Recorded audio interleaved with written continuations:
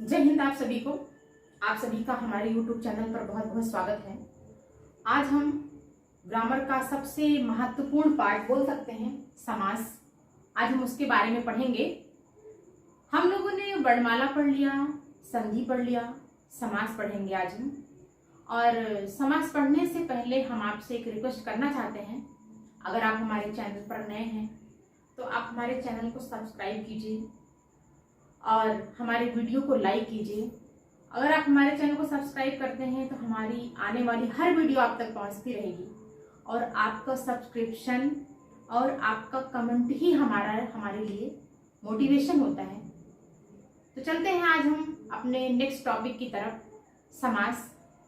तो शुरू करते हैं। तो आज समास पढ़ेंगे हम कि समास क्या होता है। समास का जो अर्थ है संक्षेप करना, किसी भी पद को संक्षेप में प्रस्तुत कर देना और इस तरह से प्रस्तुत करना कि वो छोटा हो जाए लेकिन उसके अर्थ में किसी भी तरह का कोई परिवर्तन ना हो, वही समास कहलाता है। तो समास का अर्थ है संक्षेप करना, घटाना, संक्षिप्त करना, छोटा करना। जैसे राजा का महल, तो राजा का जो महल है उसको हम शॉर्ट में, संक्षेप में राजमहल लिख सकते हैं। और अगर हम राजमहल लिखते हैं तो इसके अर्थ में किसी भी तरह का कोई परिवर्तन नहीं हो रहा है। राजमहल का मतलब ही है राजा का महल। और अगर संधि और समास में हम अंतर देखें कि संधि और समास में क्या अंतर होता है, तो संधि और समास में एक बहुत ही मामूली सा अंतर होता है कि समास में दो पदों का योग जो होता है, दो पदों का योग होता है, जबकि संधि में दो वर्णों का योग होता है। क्या होता है? समास में दो पदों का योग होता है और संधि में दो वर्णों का योग होता है। और संधि में विच्छेद होता है, यानी कि संधि में हम क्या करते हैं, दो वर्णों का विच्छेद कर देते हैं, दो वर्णों का विखंडन कर देते हैं, या ये बोल सकते हैं कि दो वर्णों को हम अलग कर देते हैं। और जबकि समास में क्या करते हैं, विग्रह कर देते हैं। क्या करते हैं? विग्रह कर देते हैं। जैसे अगर उदाहरण देखें हम इसका, जैसे पीताम्बर है, पीताम्बर की अगर हम संधि करेंगे तो क्या हो जाएगा, पीत प्लस अंबर।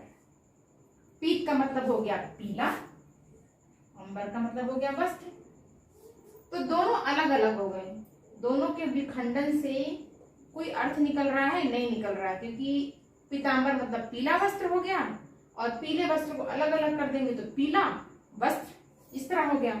और समास में क्या करेंगे, अगर पीताम्बर का समास विग्रह करेंगे तो क्या हो जाएगा, पीत है जो अंबर, मतलब पीला है जो वस्त्र।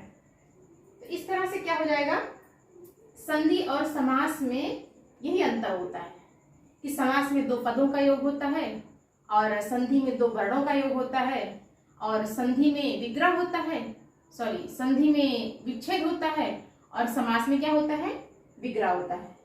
तो इस तरह से हमने समास को समझ लिया और संधि और समास में क्या अंतर होता है उसको भी हमने समझ लिया। अब आगे हम देखते हैं कि संधि के कितने भेद हैं, उसके बारे में हम पढ़ते हैं। हम लोगों ने समास के बारे में पढ़ लिया, अब समास का भेद देख लेते हैं, समास कितने प्रकार के होते हैं। वैसे तो समास जो है चार प्रकार के माने जाते थे पहले, कि समास चार प्रकार का होता था। पहले के विद्वानों ने बोला था कि समास चार प्रकार के होते हैं, लेकिन अब के जो विद्वान हैं वो बोलते हैं कि समास चार प्रकार के नहीं, समास 6 प्रकार के होते हैं।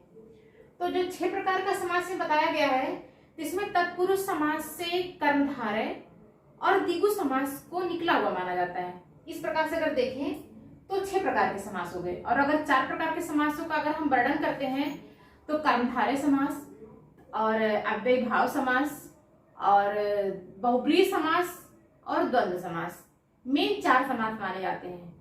अगर परीक्षा में ये आपसे पूछा जाए कि मुख्य रूप से समास कितने प्रकार के होते हैं, तो मुख्य रूप से समास 4 प्रकार के होते हैं। कौन कौन से? अव्ययीभाव, तत्पुरुष, बहुब्रीहि और द्वंद्व। लेकिन अगर आपसे ये पूछा जाए कि समास कितने प्रकार के होते हैं, तब आप 6 प्रकार के आप लिखेंगे कि समास 6 प्रकार के होते हैं। और 6 प्रकार के समास में अव्ययीभाव समास, तत्पुरुष समास, कर्मधारय समास, द्विगु समास, बहुब्रीहि समास और द्वंद्व समास आते हैं। इनको हमने, अगर आप शॉर्ट में इनको याद करना चाहेंगे तो आपको याद हो जाएगा। और अगर आपको इतने सारे जो समास के जो नियम है, अगर आपको इतने सारे याद हो गए तो फिर आपको समास को पहचानने में किसी भी तरह की कोई भी गलती नहीं होनी चाहिए। अव्ययी भाव समास जो होता है उसका प्रथम पद अव्यय होता है और प्रथम पद ही प्रधान होता है। प्रथम पद मतलब पहले वाला जो पद होता है, और उत्तर पद का मतलब होता है बाद वाला जो पद होता है। और तत्पुरुष समास जो होता है, तत्पुरुष समास में उत्तर पद या बाद वाला जो पद होता है वो प्रधान होता है, और जो पहले वाला पद होता है वो गौड़ होता है या अप्रधान होता है। और कर्मधारय समास, कर्मधारय समास में विशेषण विशेष का बोध होता है। विशेषण विशेष का अगर बोध होता है तो उसमें या तो विशेषण रहेगा, और विशेषण में अगर किसी चीज की विशेषता बताई जा रही है, विशेष का बोध होता है, मतलब विशेष मतलब होता है जिसके बारे में विशेषता बताई जाए वो विशेष होता है। तो वो विशेष जो है वो संज्ञा भी हो सकती है, सर्वनाम भी हो सकता है, दोनों हो सकता है, उसी की विशेषता बताई जाएगी। इस प्रकार से आप देखेंगे कि अगर किसी भी शब्द में, किसी भी पद में किसी भी चीज की विशेषता बताई जा रही है तो वो सीधे सीधा आप मान लेना कि वो कर्मधारय समास है, क्योंकि कर्मधारय समास का नियम यही है कि विशेष की विशेषता बताना, किसी भी चीज की विशेषता बताना, चाहे वो संज्ञा हो या सर्वनाम हो। और द्विगु समास देखा जाए तो द्विगु समास संख्यावाची होता है। द्विगु समास में जो पहला पद होगा, प्रथम पद होगा, वो संख्यावाची होगा, जैसे चौराहा, पंचवटी, त्रिभुवन, इस प्रकार से संख्या का बोध हो रहा है। और जिसमें लेकिन दूसरा पद जो होता है, पहले पद में आप देखेंगे वो संख्यावाची होगा, लेकिन उसमें जो दूसरा पद होगा वो प्रधान होगा, क्योंकि जो दूसरा पद होता है उसी में ही तो संख्या लिखी रहेगी।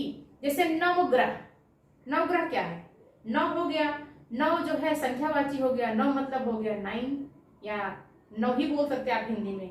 अब नौ क्या चीज है, नौ ग्रह है, क्योंकि ग्रह के बारे में बताया गया है कि 9 ग्रह है ना, तो इसलिए क्या बोल सकते हैं, इसका जो दूसरा पद है वो प्रधान होगा, क्योंकि जब तक दूसरा पद प्रधान नहीं होगा पहले शब्द का कोई मतलब भी नहीं समझ में आएगा कि पहला पद किसके बारे में बता रहा है, इसलिए इसका दूसरा पद जो है वो प्रधान माना जाएगा।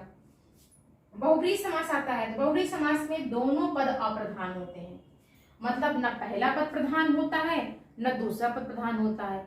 ये दोनों पद मिल करके अपने आप में एक विशेष अर्थ को बतलाते हैं, एक विशेष अर्थ देते हैं। जैसे चतुरानन हो गया, चतुरानन मतलब 4 मुख वाले, अर्थात ब्रह्मा जी हो गए।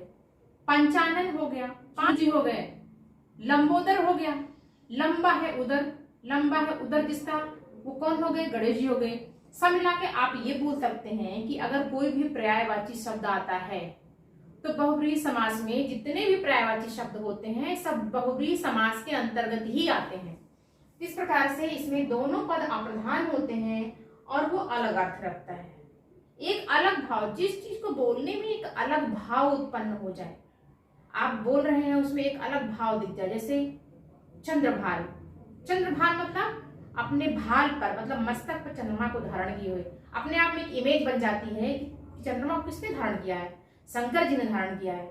इस प्रकार से क्या हो गया, वो अपने आप में एक अलग अर्थ जो है रख लिया, क्योंकि लिखा तो चंद्रभाल जाएगा, लेकिन चंद्रभाल लिखने से हमें हमारे मन में एक इमेज तैयार हो जाती है। चंद्रभाल किसके लिए कहा गया, शंकर जी के लिए कहा गया। बीड़ा पाड़ी हो गया, तो बीड़ा पाड़ी में किसको बोला गया, बीड़ा को धारण करने वाली, बीड़ा मतलब बीड़ा, पाड़ी मतलब हाथ में पकड़ने वाली। तो बीड़ा पाड़ी अगर हम बोलेंगे तो हमारे मन में सरस्वती जी का एक भाव बन जाता है कि सरस्वती जी के लिए कहा गया। इस प्रकार से हम देखेंगे तो बहुब्रीहि समास में दोनों पद अप्रधान होते हैं और दोनों पद मिलकर के एक अलग अर्थ या एक विशेष अर्थ रखते हैं, तो बहुब्रीहि समास होते हैं। अब द्वंद्व समास के बारे में देखा जाए तो द्वंद्व समास जो होता है वो द्विगु समास का उल्टा होता है। इसमें क्या होता है कि इसमें दूसरा पद नहीं, सॉरी, द्विगु समास का उल्टा नहीं होता। द्वंद्व समास जो होता है इसमें दोनों पद प्रधान होते हैं। बहुब्रीहि समास का उल्टा होता है, बहुब्रीहि समास में दोनों पद अप्रधान होते हैं और द्वंद्व समास में दोनों पद प्रधान होते हैं। मतलब बहुब्रीहि समास का उल्टा जो है द्वंद्व है और द्वंद्व का उल्टा बहुब्रीहि समास है। दोनों पद प्रधान होते हैं।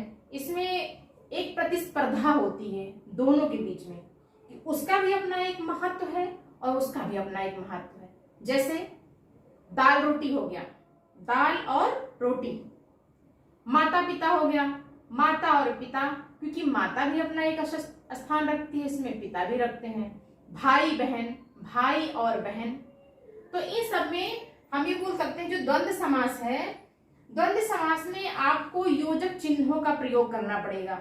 और, एवं, या, ये सब चीजें जो होती हैं वो द्वंद्व समास के अंतर्गत आती हैं। इस प्रकार से हमने जो है एक शॉर्ट में सभी समास के बारे में पढ़ लिया है। अब इस समास को हम एक एक करके अलग से उदाहरण के साथ में अब पढ़ेंगे इसको। तो चलिए आइए देखते हैं समास को बिल्कुल विस्तार से। अव्ययी भाव समास को अगर हम देखते हैं तो अव्ययी भाव समास क्या है, इसमें पहला पद अव्यय होता है, यानी कि अव्यय होता है चाहे उसमें उपसर्ग लगा होगा और विशेषण लगा होगा, कोई कुछ भी लगा होगा, चाहे उपसर्ग लगा हो चाहे विशेषण लगा हो। तो देखते हैं अगर हिसाब से, जैसे यथाशक्ति, यथा प्लस शक्ति, अगर इसको हम हिंदी में देखेंगे तो यथाशक्ति का मतलब होता है कि शक्ति के अनुसार। और यथाशीघ्र, यथा लगा हुआ है प्लस शीघ्र, यानी कि शीघ्रता से, ये भी बोल सकते हैं आप, या अति शीघ्र बोल सकते हैं। यथाक्रम, यथाक्रम में यथा प्लस क्रम, मतलब क्रम के अनुसार, या शक्ति, इधर यथाशीघ्र मतलब शीघ्रता से बोल सकते हैं, ये यथाक्रम यानी क्रम के अनुसार हो गया। प्रतिदिन, प्रतिदिन का प्रति और दिन, मतलब कि अगर इसका जो है हिंदी में अर्थ निकालते हैं या उस तरह से अगर हम देखेंगे तो इसका होगा दिन दिन। प्रतिदिन का मतलब क्या होता है, दिन दिन। अब प्रत्येक, प्रत्येक मतलब कि हर एक, और प्रतिमाह, तो इसका भी करेंगे तो क्या हो जाएगा, प्रतिमाह, क्या, प्रति प्लस माह, प्रतिमाह मतलब कि हर माह। तो आप देख रहे हैं यहाँ प्रति लगा, यहाँ प्रति लगा, यहाँ प्रति लगा, इस प्रकार से क्या है आपका उपसर्ग हो गया। और यहाँ आ लगा है, अनु लगा है, यहाँ भी अनु है, यहाँ अनु है, ये सब क्या है, ये भी जो है आपका जो है उपसर्ग है। यथाशीघ्र है, यहाँ यथाशीघ्र है, यथाशीघ्र, यहाँ पर आप विशेषण देख सकते हैं, विशेषण लगा हुआ है। इस प्रकार से हम देखते हैं तो अव्ययी भाव में जो उपसर्ग और विशेषण का प्रयोग होता है। आजन्म, बिना जन्म के, अनुरूप, रूप के अनुसार, अनुसार, और अनुगमन, आगमन, धीरे धीरे, और धीरे धीरे देखेंगे। और यहां देख लेते हैं और दो तीन, धीरे धीरे, जैसे कभी कभी, कभी कभी, बार बार, बार बार। इस प्रकार से अगर आपको शब्द आते हैं तो आप ये जान लीजिएगा कि ये अव्ययी भाव समास के हैं। अव्ययी भाव में पहला पद अव्यय होता है और उसमें उपसर्ग या विशेषण का प्रयोग हुआ रहता है। इस प्रकार से आप जो है इन सारे उदाहरण को आप नोट कर लीजिए। और आगे हम तत्पुरुष समास को भी पढ़ते हैं। समास का जो हमारा दूसरा नियम है वो है तत्पुरुष समास, मतलब जो दूसरा समास है वो कौन सा है, वो तत्पुरुष समास है। और तत्पुरुष समास का जो नियम है वो है तत्पुरुष समास का अंतिम पद प्रधान होता है। कौन सा पद, अंतिम पद प्रधान होता है। और तत्पुरुष समास तीन प्रकार का होता है। अभी हमने पिछले बताया था, अभी इसी वीडियो में हमने आपको बताया है तत्पुरुष समास जो है चार प्रकार के होते हैं मुख्य रूप से। पहले के विद्वानों ने चार प्रकार का माना है, लेकिन अब के जो विद्वान हैं वो बोलते नहीं, समास 6 प्रकार का होता है। तो जो 6 प्रकार का समास है, जो पहले 4 प्रकार का समास था, तो उसमें जो है तत्पुरुष समास के अंतर्गत कर्मधारय को और दिगु को रखा गया था। तत्पुरुष समास के अंतर्गत कर्मधारय और दिगु को रखा गया था। और अब के विद्वानों ने इन समास को तत्पुरुष समास से स्वतंत्र कर दिया। इस प्रकार से तत्पुरुष समास अलग हो गया, कर्मधारय समास अलग हो गया और दिगु समास अलग हो गया। इस तरह से मैं आपको फिर बता रही हूँ कि अगर परीक्षा में ये पूछा गया जाए कि समास मुख्य रूप से कितने प्रकार का होता है तो आप 4 प्रकार लिखोगे, लेकिन अगर ये पूछता है कि समास कितने प्रकार का होता है तो आप 6 प्रकार का लिखोगे। तो आगे देखते हैं। और इसमें दोनों पद किसी कारक चिन्ह से बंधे होते हैं।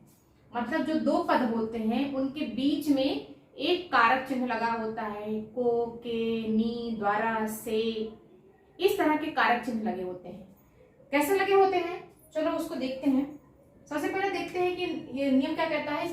इस समास का अंतिम पद प्रधान होता है, यानी कि अंतिम पद ये हो गया, पहला पद ये हो गया, इसका अंतिम पद ये हो गया, पहला पद ये हो गया, इसका अंतिम पद ये हो गया, पहला पद ये, इस प्रकार से।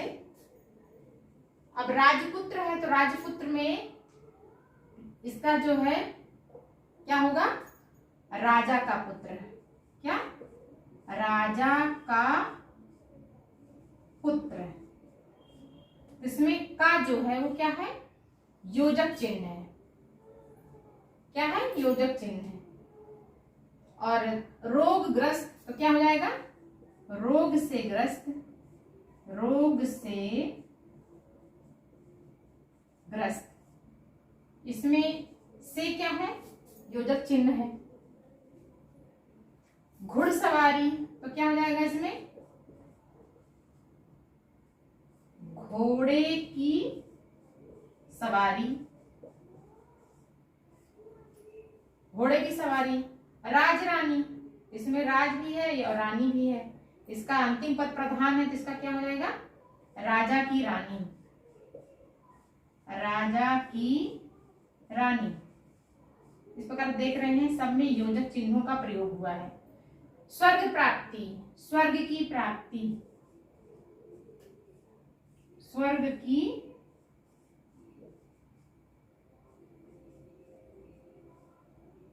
प्राप्ति।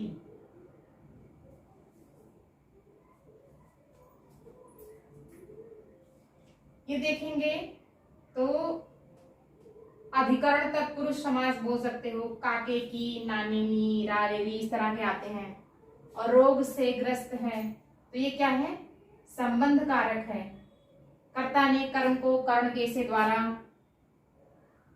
कर्ण के से द्वारा संप्रदान के लिए, अधिकरण में पेपर, इस तरह से आप जब योजक चिन्हों को पढ़ेंगे तो वहां हम आपको अच्छे से पढ़ाएंगे। स्वर की प्राप्ति तो स्वर की प्राप्ति। आशातीत तो आशातीत का क्या होगा, आशा से अतीत, आशा से अतीत। नीति युक्त क्या होगा, नीति से युक्त। तुलसीकृत, इसका क्या होगा, तुलसी से कृत, तुलसी से कृत। सब में योजक चिन्ह लगे आपको मिलेंगे। और जहां आपको योजक चिन्ह मिले वहां आप आंख बंद करके तत्पुरुष समास लगा लीजिएगा। अकाल पीड़ित तो अकाल से पीड़ित, अकाल से पीड़ित। मुंह मांगा तो क्या हो जाएगा इसका, मुंह से मांगा, मुंह से मांगा, मुंह से मांगा। इस प्रकार से तत्पुरुष समास के भी थोड़े और इंपॉर्टेंट उदाहरण है, उसको भी देख लेते हैं। तत्पुरुष समास के और जो महत्वपूर्ण उदाहरण है उसको भी देख लेते हैं। देशभक्ति, देशभक्ति का क्या हो जाएगा, देश के लिए भक्ति। तो इसका ये क्या है,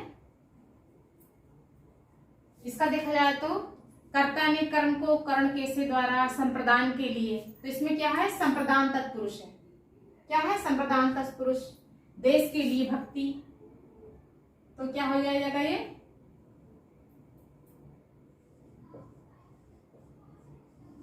देश के लिए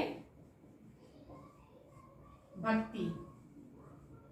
इसमें योजक चिन्ह कौन सा है, के लिए।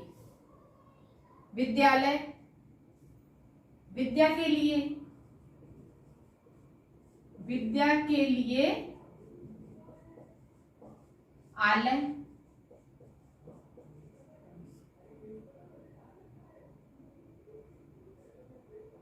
संप्रदान तत्पुरुष हो गया। रसोई घर, रसोई के लिए रसोई के लिए घर, हथकड़ी हाथ के लिए कड़ी।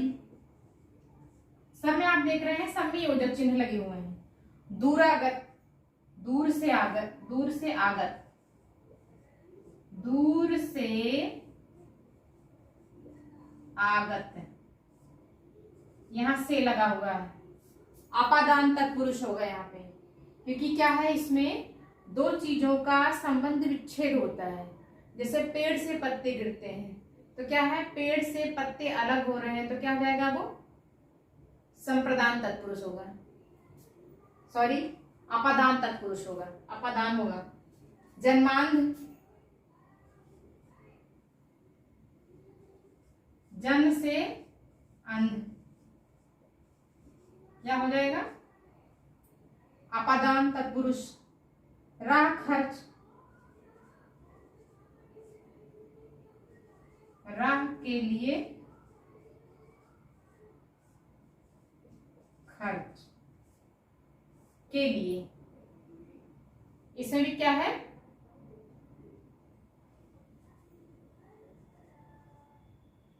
संप्रदान तत्पुरुष है। ऋण मुक्त, ऋण से मुक्त, इसमें भी आपादान तत्पुरुष है। क्या है, ऋण से मुक्त।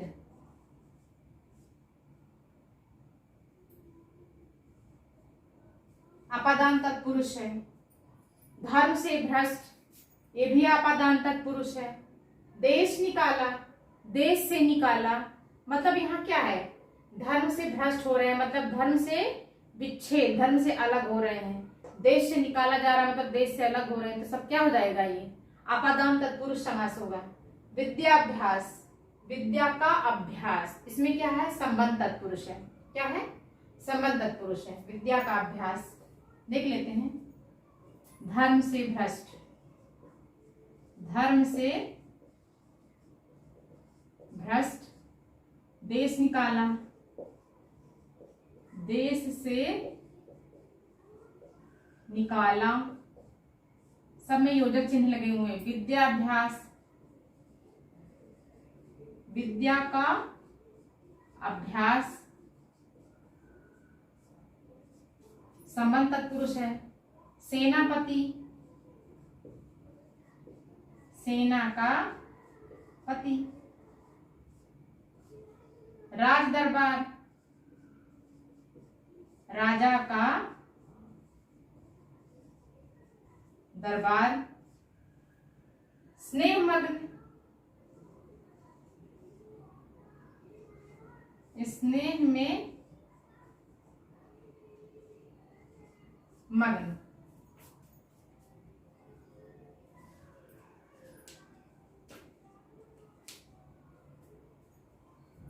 क्या है, ये कौन सा समास है, ये अधिकरण तत्पुरुष समास है। विद्या प्रवीण, विद्या में प्रवीण।